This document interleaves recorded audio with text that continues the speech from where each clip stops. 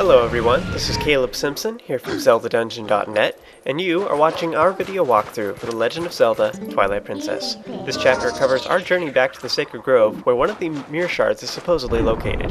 It runs a little over half an hour and is going to be broken up into 4 videos. We just completed the Snowpeak ruins, and now that we have the ball and chain, there's a few goodies that are now available to us. From the warp point that is on top of Snowpeak, you want to go ahead and enter the cave and start working your way back down. Watch out for the ice keys along the way and defeat them as you go.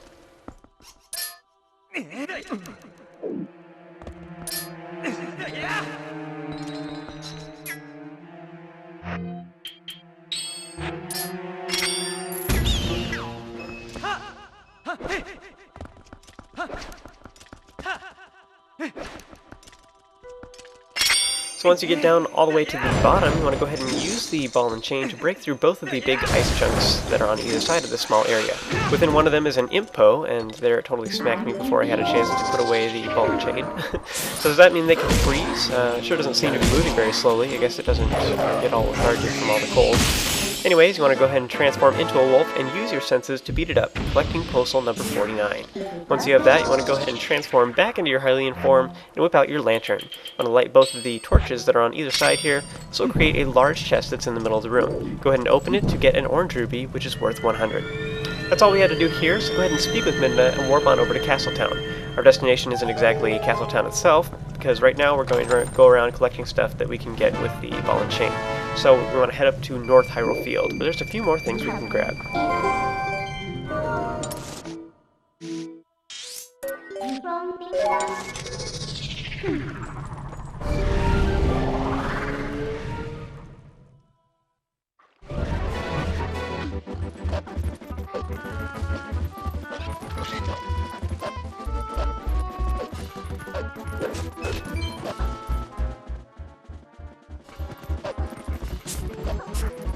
So once you get into North Hyrule Field, you want to go ahead and work your way to the north side of the mountain-like terrain here. It's all rocky. And when you get there, you'll find a fork in the road, so you want to take the southern path, which leads to this open area with a red Tektite and a Lizalfos. You want to ignore them and enter the cave on your right, which I blew up earlier. It would be to the left if you're playing the GameCube version. So if the boulder is still present, you're going to have to use a bomb to blow it up, otherwise just enter the cave.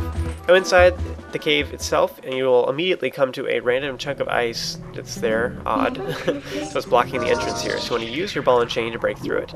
It's kind of weird, there isn't any more ice within this little cavern thing at all. It's frosty and such. And I guess there's icy parts on the floor and such, but there isn't any more chunks of ice like that after this. So inside, you'll see that there is, you'll come to the first block puzzle here. So this entire cave is filled with all these block puzzles, and they can be fairly challenging. And if you like this sort of thing, then you'll be in paradise. It's very similar to the block puzzles that were in the Snowpeak ruins. So if you don't like them, then, well, you have me. So the first one is pretty simple. First, you want to have one block that is off in the corner, and then you want to just simply continue to rotate the other 2 blocks either clockwise or counterclockwise, depending on the direction you started from, and just keep on doing this repeatedly in order to press the switch down. So, as you can see here, we're just going to keep spinning them around using that one block that's in the corner in order to, act as a barrier in order to keep this block, make it go towards the middle there. So once you finally get the switch pressed down, this will open up the next gate, allowing us to access the second puzzle.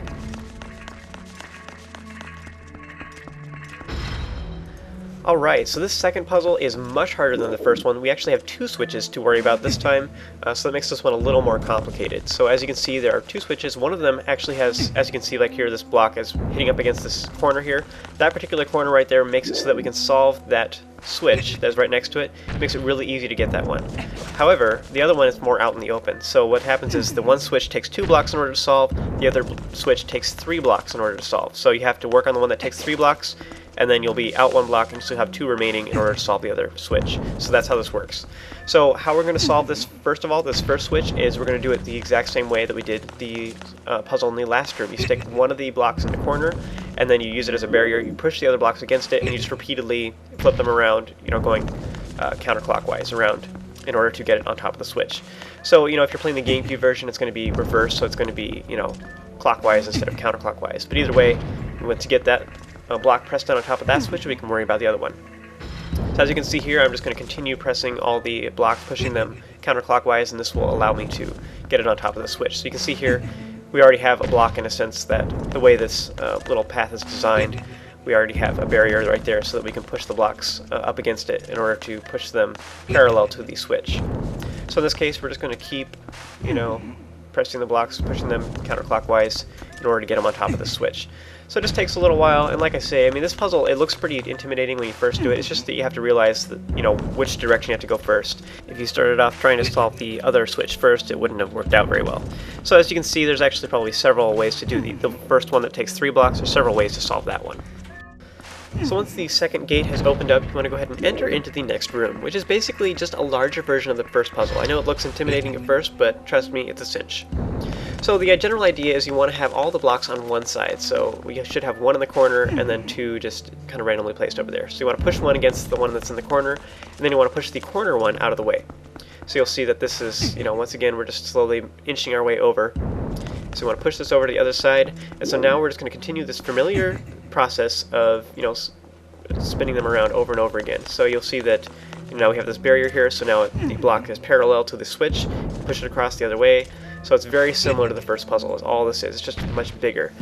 So it's a very lengthy, kind of a boring process, spinning them around repeatedly. And because this room is completely symmetrical and it's just right in the middle, there's actually a lot of different ways you can solve this puzzle, or rather a lot of different directions. You can do it south or east or west, it doesn't really matter. You can do it clockwise or counterclockwise. And I'm kind of disappointed that this is the last puzzle, since it's so similar to the first one and it's so easy. It would have been a lot cooler if there were like 4 blocks and 2 switches somewhere in the middle, or even 4 blocks and 3 switches. That'd be awesome. Though they'd probably have to, the reason I've assumed they didn't do that is because then they'd have to come up with some fancy, reset for the puzzle within this room, because, if you stuck them all in a corner, then you'd be stuck. So they'd have to have some way to reset the entire puzzle, and it would probably just be really complex to set that up, short of just leaving the room and coming back in again. That's kind of unrealistic, since Twilight Princess is intended to be more plausible. You can't just step on a switch and have all the blocks disappear and then or melt into the floor and then come back again. It doesn't really work very well in this realistic type setting, so it's more appropriate for the cartoon style Zelda titles. So once you finally make it through the final gate, you want to open the large chest to be rewarded with a piece of heart. So if you've been following the walkthrough thus far, this should be your 33rd piece of heart in total. That's everything we can do in the cave, and unfortunately we cannot warp in there, so you're going to have to leave before we can do that. Alright, so our next destination is Castletown, so speak with Midna and warp on over. So as soon as you start crossing the bridge, though, you will be hailed down by the Postman. So this time he actually has 2 letters for you. Now the first one is from Agatha and is rather pointless. She's reciting to you her creepy dream in which she's flying around with bugs and being like, oh, I so wish I could fly with bugs. So weird. Anyways, I suppose this is supposed to be a reminder for you to find that collectible and get all of the golden bugs to her. Now actually, if you've been following the walkthrough thus far, you should have 23 of the 24 total golden bugs possible to be found in this game thus far. So we'll actually be finding the final golden bug later on in this chapter as well. So that will give us all of them.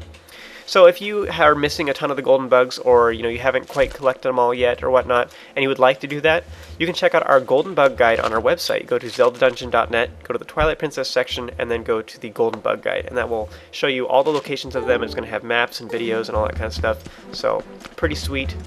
So that's a great resource for you if you are looking to find all those golden bugs. So I recommend you do that if you would like to find those. Now the other letter is from Yetta, who is apologizing for not helping out very much when we visited them up on Snowpeak before. So she explains that she's feeling much better now, and the 2 of them have been sledding a lot. So she invites you to come up to Snowpeak anytime you want and participate in some friendly racing with she and her husband. So this is a grand idea. We'll be doing that here in a little bit, actually. Now in Castletown itself, you want to go ahead and head over to Telma's bar, where you can see the resistance group and find out where our next location is that we need to go. So we can check out the map on the table again, and it will mark it, and we will know where to go next.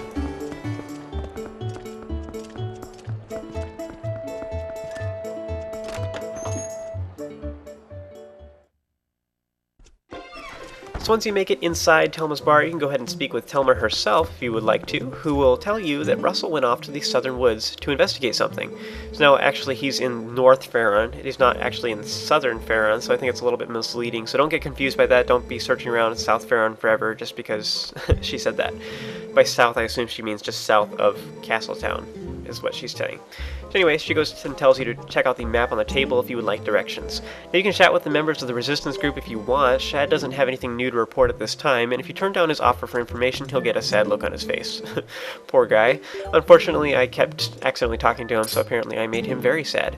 Ashe says the Beastman hasn't made an appearance in Zora's domain in some time now, referring to Yeto not needing any more weak fish, so he hasn't been catching them, and so the Zoras haven't seen him. She goes on to say that someone must know what really happened up on Snowpeak, so apparently Link doesn't tell her anything. Yeah, that's right.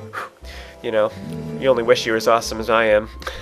Aro is disturbed by the barrier that has surrounded Hyrule Castle, saying that they will continue to do everything they can to help. He also asks you to continue to do the same. When you're done chit-chatting, you can go check out the map on the table to see our next destination. So Rusl has apparently gone to North Faron Woods. Kind of confusing since Telma said Southern Woods, but, you know, like I say, I think that's because it's in reference to Castletown itself. Now, that's all we need to do here. You want to go ahead and go over to Faron now, and we'll do that here in a moment. But real quick, let's go ahead and pay a visit to the Yeti couple who just sent us a letter, and they're up at the top of Snowpeak. So I will meet up with them and with you in the next video.